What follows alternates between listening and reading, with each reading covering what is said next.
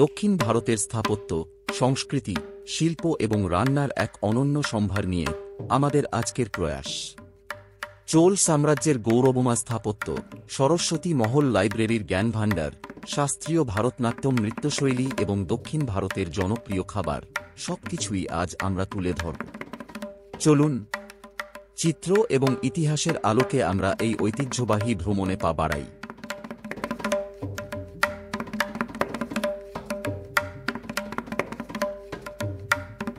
আমাদের যাত্রার প্রথম গন্তব্য হল তাঞ্জাভুরের বৃহদেশ্বর মন্দির। এটি চোল সাম্রাজ্যের সেরা স্থাপত্য নিদর্শনগুলোর একটি, যা রাজা রাজরাজা চোলা 1000 বছর আগে প্রথম নির্মাণ করেছিলেন। মন্দিরটির সবচেয়ে উল্লেখযোগ্য বৈশিষ্ট্য হল এর 66 মিটার উচ্চতার শিখর এবং শীর্ষে অবস্থিত বিশাল এক পাথরের কল্পলতা। এই অলৌকিক শিখর আজও স্থাপত্যবিদদের জন্য এক রহস্য। মন্দিরে প্রবেশ করলেই দেখা মেলে বিশাল নন্দী মূর্তি। এটি সম্পূর্ণ গ্রানাইট পাথরের তৈরি এবং এর দৈর্ঘ্য প্রায় 6 মিটার।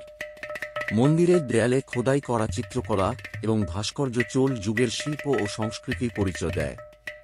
এটি ইউনেস্কোর বিশ্ব ঐতিহ্যের তালিকাভুক্ত একটি স্থান এবং দক্ষিণ ভারতের অন্যতম প্রধান পর্যটন কেন্দ্র। এরপর চলুন গঙ্গইকোন্ডাচোলাপুরম মন্দিরে, যা চোল সাম্রাজ্যের সামরিক বিজয়ের প্রতীক।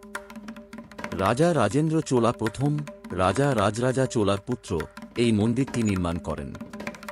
এটি তাদের সাম্রাজ্যের উত্তর ভারতের গঙ্গা নদী পর্যন্ত বিস্তারকেও চিহ্নিত করে।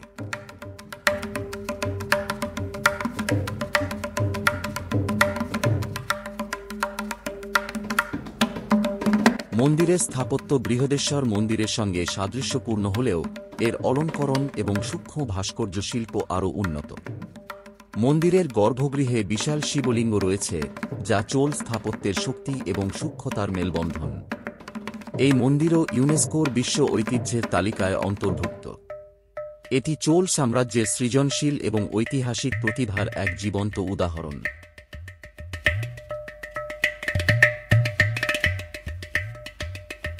গঙ্গার জলে পূজার্চনার জন্য রাজা রাজেন্দ্র চোলা গঙ্গা নদীর জল সংগ্রহ করে এখানে এনে মন্দিরের পবিত্র কুণ্ডে সংরক্ষণ করেছিলেন। এই ঘটনা মন্দিরের নামকরণের পেছনে বড় ভূমিকা রেখেছে। মন্দিরের চারপাশে খোদাই করা ভাস্কর্যগুলি সেই সময়ের সামাজিক, সাংস্কৃতিক এবং সামরিক জীবনের গল্প তুলে ধরে। গঙ্গইকোন্ডাচোলপুরম শুধু একটি ধর্মীয় কেন্দ্র নয়, বরং চোল সাম্রাজ্যের প্রশাসনিক এবং সাংস্কৃতিক রাজধানী হিসেবে গুরুত্বপূর্ণ ভূমিকা পালন করেছিল। এখানে নির্মিত জলাধার ও কুপুলি দেখায় চোলরা শুধু স্থাপত্যে নয়, বরং জল ব্যবস্থাপনাতেও কতটা দক্ষ ছিল।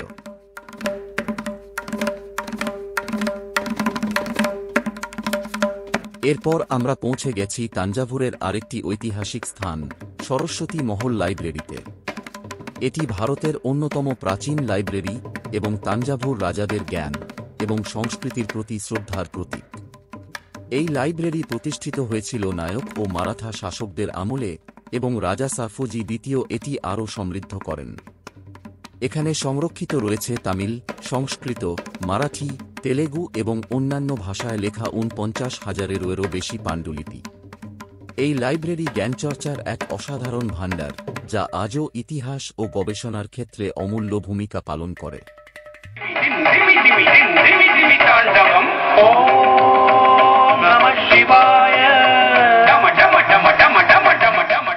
ভারতনাট্যম নৃত্য। এটি শুধু একটি নৃত্যশৈলী নয়, বরং ভক্তির মাধ্যমে দেবদেবীর প্রতি শ্রদ্ধা প্রকাশের এক অভিনব পদ্ধতি। ভারতনাট্যমের ইতিহাস চোল সাম্রাজ্যের মন্দির সংস্কৃতির সঙ্গে গভীরভাবে জড়িত। এই নৃত্যের প্রতিটি ভঙ্গি, মুদ্রা এবং চোখের অভিব্যক্তি শিল্পীর ভক্তি এবং সৃজনশীলতার প্রকাশ ঘটায়। আজও এই নৃত্যশৈলী সারা ভারতের মঞ্চে তার গৌরব বজায় রেখেছে এবং আন্তর্জাতিক পর্যায়েও জনপ্রিয়।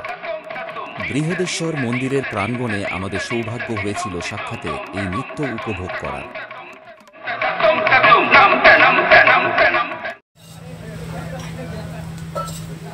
এই ঐতিহাসিক এবং সাংস্কৃতিক যাত্রার পাশাপাশি দক্ষিণ ভারতের একটি জনপ্রিয় খাবার ঘি রোস্ট। ঘি রোস্টের অনন্য ঘ্রাণ এবং স্বাদের জন্য বিখ্যাত। এটি মশলা মাখানো এবং ঘি দিয়ে সুনিপুণভাবে রান্না করা হয়। এটি সাধারণত ডোসা বা আপ্পামের সঙ্গে পরিবেশন করা হয়। এছাড়াও আশেপাশের ছড়িয়ে রয়েছে নানান রকম আমিষ খাবারের দোকান। এখানে দেখানো মান্ডি বিরিয়ানিটি অতি সুস্বাদু এবং আঝালি হবার দরুন ছোটদের ভীষণ ভালো লেগেছিল।